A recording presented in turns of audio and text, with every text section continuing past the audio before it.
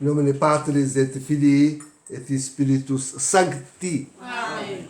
Estamos então hoje na quinta-feira da 23ª semana depois de Pentecostes, celebrando São Carlos Borromeu. O que distingue São Carlos Borromeu, queridos, é a aplicação do Concílio de Trento. O Concílio de Trento se estendeu por muitos anos, sempre interrompido, e finalmente, então, São Carlos Borromeu, doutor em Direito, quis colocar em prática o concílio. Uma das coisas que ele mais realizou de fato na sua diocese, bom, fez de tudo, né? O Concílio de Trento é riquíssimo, riquíssimo. O matrimônio regulado por ele, o seminário do sacerdócio regulado por ele, né? As dioceses, a igreja toda regulada pelo Tridentino. E por isso também vem do Tridentino o sínodo, né? A celebração de sínodos. E os sínodos são diocesano e universal. Tá? Estamos aí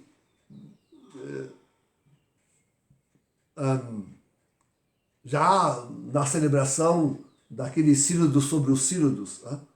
Hoje, com Francisco, o antipapa, nós estamos, a contra-igreja está trabalhando num sínodo sobre os sínodos, do qual se diz francamente que vem para destruir o resto de hierarquia que ainda possa haver na Santa Igreja. Mas Carlos Borromeu é assim um salubérrimo exemplo de bispo de diocese. A diocese de Milão é a maior do mundo. Né? Estive no seminário que ele edificou. Isto é uma coisa colossal. Colossal. Né? Fantástica. Fantástica. O seminário onde eu estudei, aqui em Porto Alegre, eu já achava um colosso para 500 seminaristas. Né? Para 500 seminaristas. Nos corredores, podia tranquilamente passar 2 carros um pelo outro. No seminário onde eu me formei, aqui em Viamão, podia passar nos corredores um carro um pelo outro. Tranquilo. Castelos imensos. Agora imagine o de Milão. Oh. Pobre do de Viamão.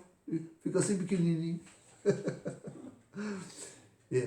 Para muitos seminaristas. Enfim, o grande clero da Diocese de Milão. Quando estive lá, concelebrei muitas vezes a missa com o cardeal Martini, esse mesmo que foi um dos cofundadores da máfia de Santa Gallen, né? E tanto conspirou contra João Paulo II, contra Bento XVI, e finalmente conseguiram lá colocar este antipapa. Né? Um bandido. Tem tanta coisa para contar. Não é isto. Não, bandidos hoje são todos os bispos. Virou uma bandidagem. Tá? Virou uma bandidagem.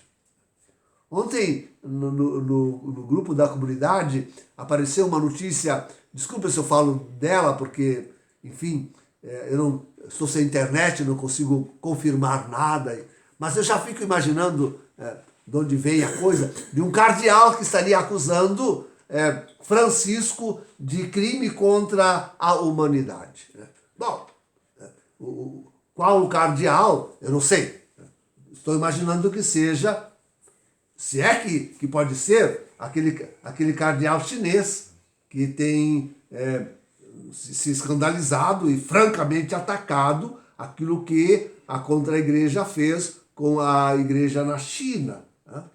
Mas ele sempre colocava a culpa em Parolin. Ele ia até ali, até o secretário de Estado. Não dava o passo final. Quer dizer, parece que agora ele finalmente abriu um pouquinho mais os olhos. Os olhos dos chineses conseguiu abrir um pouquinho mais os olhos e enxergou alguma coisa do que está realmente acontecendo. E que a coisa vem também mais de cima. Que Parolin seja aliás, vejam, Carlos Borromeu foi secretário de Estado. Mas a Secretaria de Estado, antes do Vaticano II, era uma coisa, depois totalmente outra. Sempre ocupada francamente, por satanistas maçônicos. Sempre, sempre, sempre. Então, últimos dos quais, é toda uma história, enfim, tanta coisa. Mas então, parece que abriu um pouco os olhos o cardeal chinês para ver que realmente Francisco um pouco sobe-se um pouco do secretário de Estado até realmente ao usurpador do trono de Pedro, a Francisco, e acusando de crime contra a humanidade. Mas Francisco não está só nesta, não está só. Né? Acabo de ver um decreto do meu bispo aqui de Porto Alegre, do meu bispo, Jaime, credo, enfim, graças a Deus, até esqueço o nome, mas enfim, ordenando que nenhum ministro da igreja possa exercer qualquer função nela sem ter tomado a picada, que é um crime contra a humanidade. Promover isto é um crime contra a humanidade. Notada e claramente, isto é crime contra a humanidade. Claro que o crime dessa gente, e sobretudo de cardeais e de bispos, é um crime de lesa divindade, porque estão francamente contra Deus, os santos evangelhos, e destruindo a Santa Igreja de Deus. Esse é o crime mais hediondo que essa gente pratica. Não, é muito para admirar que tão poucos cardeais, cardeal agora parece que, enfim, será que mas bispos e também sacerdotes, tão pouco, não enxerguem. E deixem as suas dioceses e coloquem elas e atrelem elas a esse programa de destruição da igreja e de crime contra a humanidade. Olha, queridos, que armadilha contra a Santa Igreja, que colocando-se aí para e passo com o Estado e com os organismos internacionais, acaba por encampar o seu crime. O crime dos Estados e das organizações internacionais. E assomar-lhe à frente. No fim e ao cabo, a igreja, contra a igreja, vai à frente dos estados e desses organismos internacionais. Porque levantasse ela a voz contra este crime, mas isso seria um boom neste mundo. Ó. E ao contrário, o que fez a contra-igreja? Francisco mandou fechar as igrejas. Pôs-se lá como o primeiro a ser injetado, uma, duas, agora a terceira vez, aquela de reforço. E arrasta, coitadinho, arrasta atrás de si, arrasta também o próprio emérito Bento XVI. E na sequela dele vai a imensidade dos bispos, que obrigam os seus padres a fazerem o mesmo. E vejam com isso o que acontece com os pobres fiéis. Quer dizer, a preocupação com Deus, com a salvação das almas, tinha algum bispo aqui no Brasil falando disso. Bom, mas a CNBB já abandonou a ocupação da salvação das almas há muito tempo. Há muito tempo. Então, mas Sim, esta igreja vai à frente, está indo à frente dos estados e dos organismos internacionais no crime, né? No crime contra a humanidade. Quer dizer, abandonando completamente o principal, que é do seu ofício, que é a salvação das almas, para integrar-se e puxar o cordão daqueles que maquinam contra a humanidade. É uma armadilha que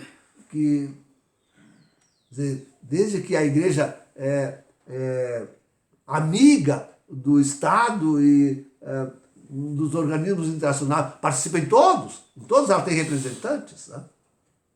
Mas ela deveria estar lá para erguer a voz e mostrar a direção, não para assumir com eles o crime que se está cometendo. Então, quer dizer, agora vem esse sínodo dos sínodos e vai colocar até o último do fielzinho da igreja contra a própria igreja e em crime contra a humanidade. Quer dizer, não podia o anticristo encontrar um comparsa, uma secla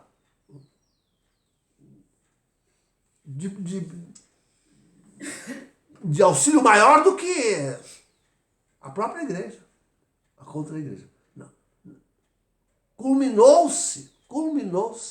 Não há para onde escapar. Diga eu, que recebo correspondência de toda a parte, com fiéis em desespero, porque sós e abandonados. Digo fiéis mesmo, porque a grande maioria, enganada por esses falsos pastores, a multidão dos falsos pastores, a maioria dos fiéis se perdem também. Essa é a situação, a triste, a lamentável situação em que nos encontramos. É o fim do mundo, gente. Quem não reconhece que estamos no fim do mundo, vendo essa situação, como é que disse o bispo, aquele que se colocou contra Francisco, dizendo que ele faz um crime contra a humanidade, diz ele algo assim como só quem se força para não enxergar, mas tem que se esforçar muito para não ver, né? Consegue embarcar nessa. Mas o pior é que a grande maioria, quer dizer, praticamente a totalidade de bispos, praticamente a totalidade dos bispos. É raro um Schneider, um